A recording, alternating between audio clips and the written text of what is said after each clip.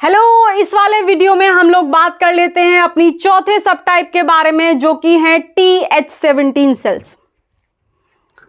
Already हम लोग 3 सब टाइप्स को डिस्कस कर चुके हैं। अगर आप लोगों ने वो तीनों सब टाइप्स नहीं देखे हैं then just go and check them. मैं आप लोगों को लिंक्स डिस्क्रिप्शन में दे दूंगी, क्योंकि एक बेटर अंडरस्टैंडिंग डेवलप होगी अगर आप स्टार्टिंग से स्टार्ट करेंगे। तो बिना टाइम वेस्ट किए स्टार्ट कर लेते हैं इस लास्ट टॉपिक को, हेल्पर टी सेल के लास्ट सब टाइप को। तो अब एक बात से तो आप लोग भली भांति परिचित हो ही गए होंगे कि जब हमारी नाइव टीएच सेल का डिफरेंशिएशन होता है थाइमस के अंदर, इधर देखो, मान लो ये हमारी नाइव टीएच सेल है और ये नाइव टीएच सेल कहां प्रेजेंट है, कौन से लिम्फोइड ऑर्गन में है, थाइमस के अंदर।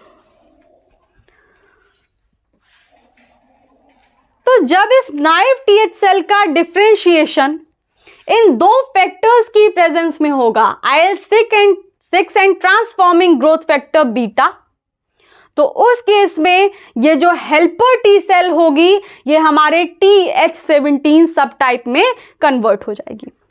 अब हम लोगों ने क्या सीखा कि जब नाइव टीएच सेल के लिए ये दो फैक्टर्स प्रेजेंट होते हैं, IL-6 और दूसरा ट्रांसफॉर्मिंग ग्रोथ फैक्टर बीटा, तो ये जो नाइव टीएच सेल होती है, ये नाइव टीएच सेल कौन से तरीके की सब टाइप वाली सेल बनाती है, ये TH17 सेल्स। तो ये सेल कन्वर्ट हो जाएगी TH17 सेल्स में। इतनी बात समझ में आई। अब भाई ये हेल्पर टी सेल से ये सेल बन तो गई है, लेकिन ये काम क्या करती होगी? किसी स्पेसिफिक फंक्शन के लिए ही कोई चीज बनती है।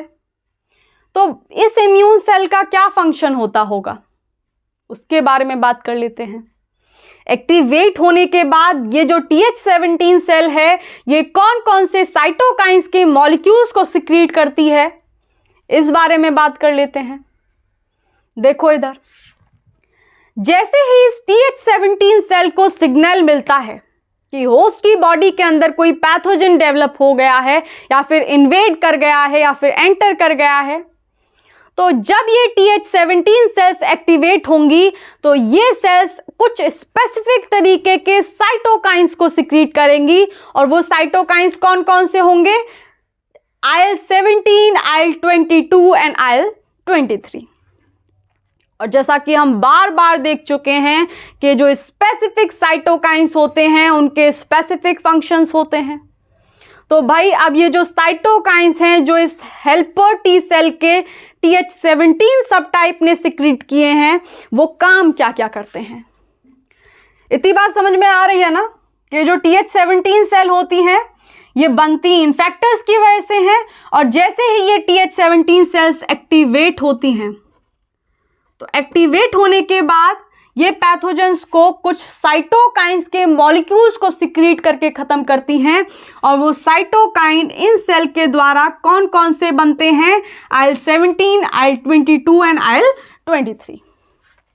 इधर देखो, ये जो साइटोकाइन है IL-17, ये क्या काम करता है?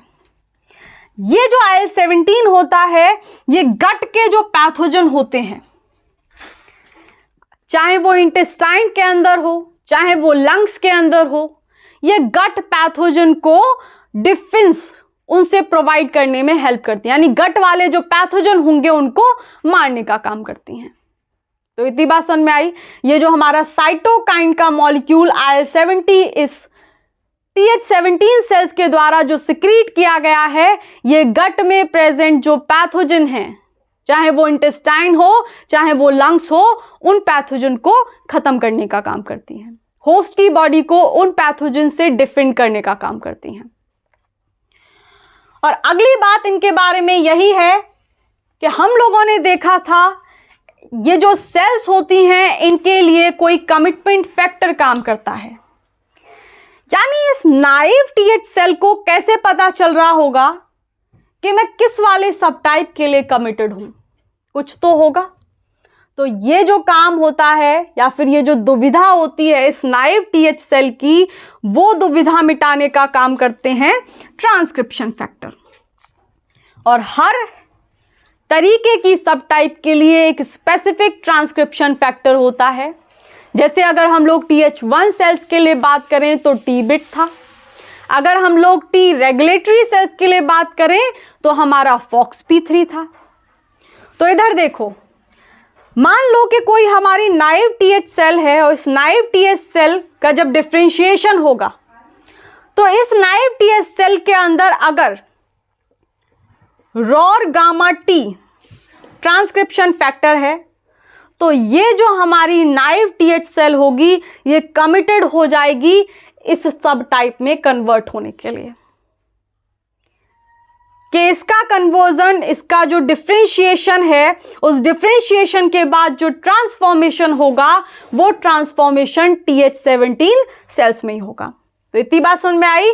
यानी जो ट्रांसक्रिप्शन फैक्टर्स होते हैं वो इन नाइव टीएच सेल को क्या करने का काम करते हैं, कमिटेड करने का काम करते हैं किसी स्पेसिफिक सब टाइप की तरफ। तो इस केस में जो हमारा ट्रांसक्रिप्शन फैक्टर होता है वो roar gamma T transcription factor होता है। तो ये ज्यादा बड़ा टॉपिक है नहीं। तो इसी के साथ आज हम लोगों ने सब टाइप्स खत्म कर लिए हैं।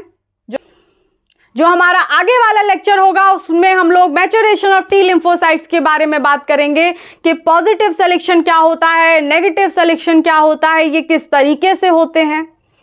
और इसी के साथ आज हम लोग इस लेक्चर को ख़त्म करते हैं। और अगर आप लोगों को वीडियो पसंद आ रहा है तो आप लोग चैनल को सब्सक्राइब करना ना भूलें और अपने फ्रेंड्स के साथ शेयर करना भी ना भूलें ताकि वो लोग भी इस जर्नी में हमारे साथ जुड़ सकें। तो इसी के साथ बाय।